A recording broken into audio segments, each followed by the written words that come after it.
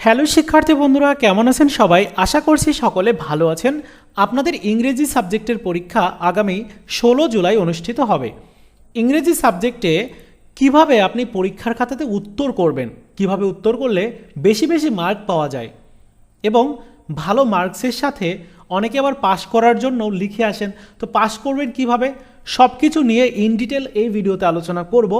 চলুন শুরু করা যাক পার্ট বাই পার্ট। প্রথমত, ইংরেজি সাবজেক্টের এ ধরনের একটা প্রশ্ন আপনাকে দেওয়া হবে। এই প্রশ্নের মধ্যে আপনার প্রথমেই লক্ষ্য করতে হবে যে আপনার এ পার্টে কমন আছে কিনা। এ পার্টে যদি কমন না থাকে তাহলে চলে যাবেন বি পার্ট না দেখে সরাসরি সি পার্টে, অর্থাৎ সি পার্টটা এখানে অনেক সময় কমন আসে।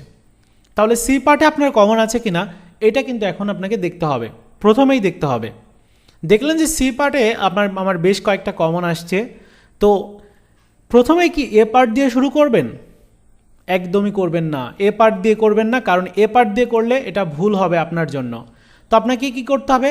প্রথমেই আপনি এ পার্টটা স্কিপ করবেন, এরপর বি পার্টটাও স্কিপ করবেন, সি পার্টটা দিয়ে শুরু করবেন। সি পার্টটা দিয়ে কেন শুরু করতে বলছি? কারণ সি পার্টে 50 মার্ক, অর্থাৎ আপনি একটার উত্তর যদি লিখতে পারেন তাহলে সেখানে আপনি 10 মার্ক পাবেন। তো 10 মার্ক কে না চায়? তো সি পার্টের প্রথমেই কি লিখতে হবে? প্রথমেই লিখতে হবে অ্যাডভার্টাইজমেন্ট, যেটা সবচেয়ে বেশি সহজ।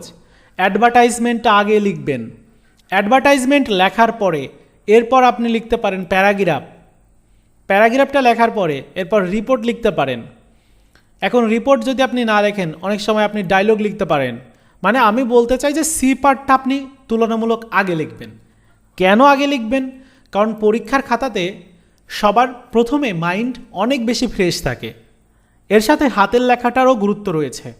যেহেতু প্রথমেই পরীক্ষাটা আপনি অংশগ্রহণ করছেন, তাই চেষ্টা করবেন প্রত্যেকেই, যার হাতের লেখা একদমই ভালো না সেও চেষ্টা করবে যেন প্রথমের দিকে একটু ভালো করে লেখা যায়। তাহলে প্রথমের দিকে যদি আপনি এই যেগুলোতে মার্ক বেশি, এই মার্ক বেশি এগুলো যদি আপনি প্রথমে লেখেন তাহলে আপনার মার্কস পাওয়ার সম্ভাবনাটা বেড়ে যাবে না? অবশ্যই বাড়বে। এই জন্য সি পার্টটা দিয়ে শুরু করতে বলছি প্রত্যেককেই। তাই আমার যারা সাবস্ক্রাইবার, ভালো রেজাল্ট করার ক্ষেত্রে আপনাদের কিন্তু এই কৌশলটা খুব বেশি কাজে আসবে। তাই প্রত্যেকেই আগে সি পার্টটা লিখবেন। সি পার্টের আপনি 5টা কমপ্লিট করলেন। এখন টাইম মেনটেনের ব্যাপারটা আছে যে আমি সি পার্টটা তো লিখব, পরীক্ষার সময় কত? পরীক্ষার সময় কিন্তু 3 ঘন্টা 30 মিনিট। এই 3 ঘন্টা 30 মিনিটের মধ্যে আমাকে পুরোটা কমপ্লিট করতে হবে। তাহলে আমি সি পার্টে কতটুকু সময় রাখলাম? সি পার্টের মধ্যে আমি ধরে নিচ্ছি 5টা লিখতে আপনার সময় লাগবে, এটা একটু ডিলিট করে দিই। সি পার্টের আপনার 5টা লিখতে আমি ধরে নিচ্ছি সময় লাগবে আপনার 2 ঘন্টা। তাহলে 2 ঘন্টা সময় লাগছে আপনার সি পার্ট লিখতে, যেহেতু একটু ভালো করে লিখতে হবে, কারণ নাম্বার বেশি পাওয়ার জন্য তো লেখা দরকার, তাই না? তো সি পার্টে 2 ঘন্টা লাগলো। এবার সি পার্ট আমার কমপ্লিট। সি পার্ট এইটা লিখেই আমি পাস মার্কটা এনশিওর করে ফেললাম।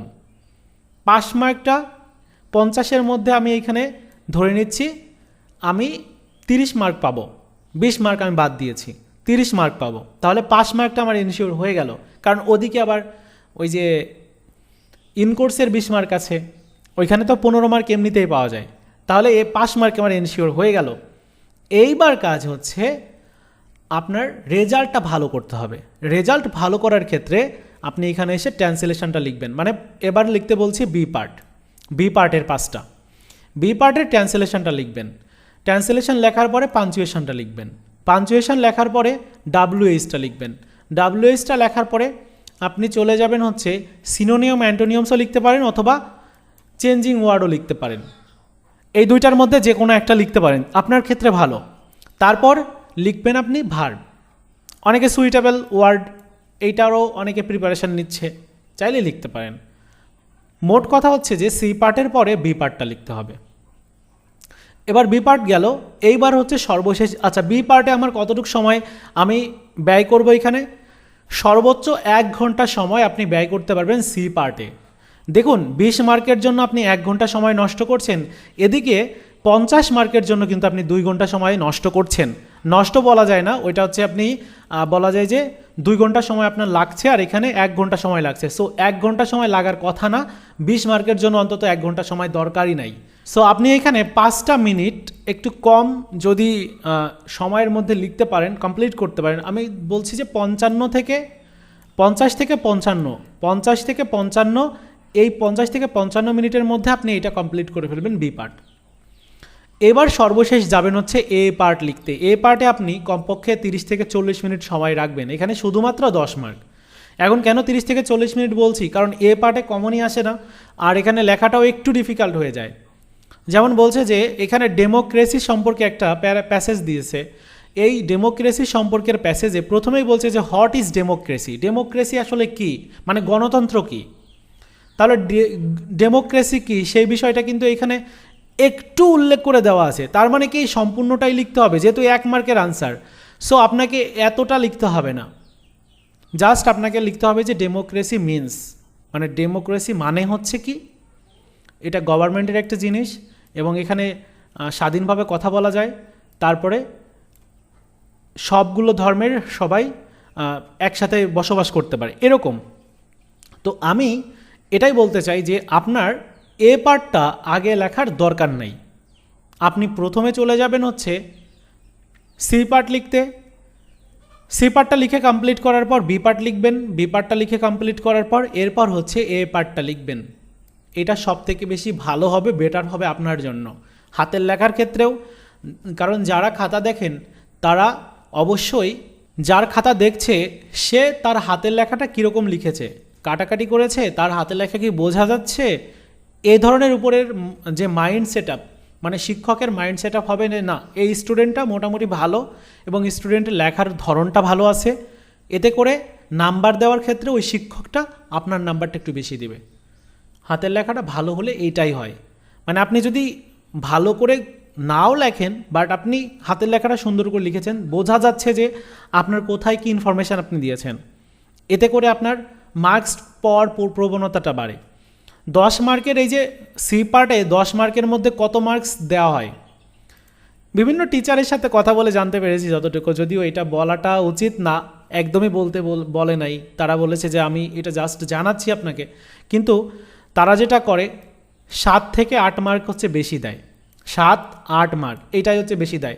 পূর্ণমান 10 মার্ক কাউকেই সেইভাবে দেওয়া হয় না, একদম ভালো স্টুডেন্ট ছাড়া পূর্ণমান 10 মার্ক দেওয়া হয় না। 7 মার্ক 8 মার্ক এটা অ্যাভারেজ বলা যায়। যে একটু লিখে আসে তার 5 মার্কের উপরে দেওয়া হয়, এটা শিক্ষকরা বলে, আমার নিজের কথা না।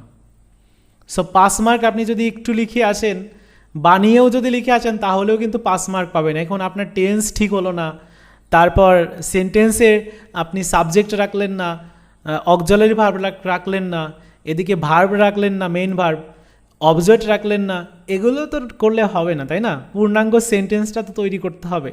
আপনি আপনার মতো করে লিখে আসলেন বাট ওইখানে কোনো গ্রামাটিক্যাল কোনো কিছু ঠিকঠাক থাকলো না, তাহলে তো মার্কস দিবে না, তাই না? সো এই হচ্ছে ব্যাপার। যারা একটু টেকনিক খাটিয়ে পরীক্ষা দেয় তারা কেউ ফেল করে না, এটা আমার নিজের অভিজ্ঞতা থেকে বলছি। তো এই ছিল আজকের মতো ভিডিও, আশা করি বোঝাতে পেরেছি যে পরীক্ষার খাতাতে প্রশ্ন যেমনই হোক উত্তর লেখাতে যেন আপনি ভুল না করেন, উত্তর লেখার ক্ষেত্রে আপনি যেন কৌশল ফলো করেন, যে কৌশলে ভালো মার্কস পাওয়া যায়, যে কৌশলটা ফলো করলে আপনি ওই সাবজেক্টে যেন পাস করতে পারেন অন্তত।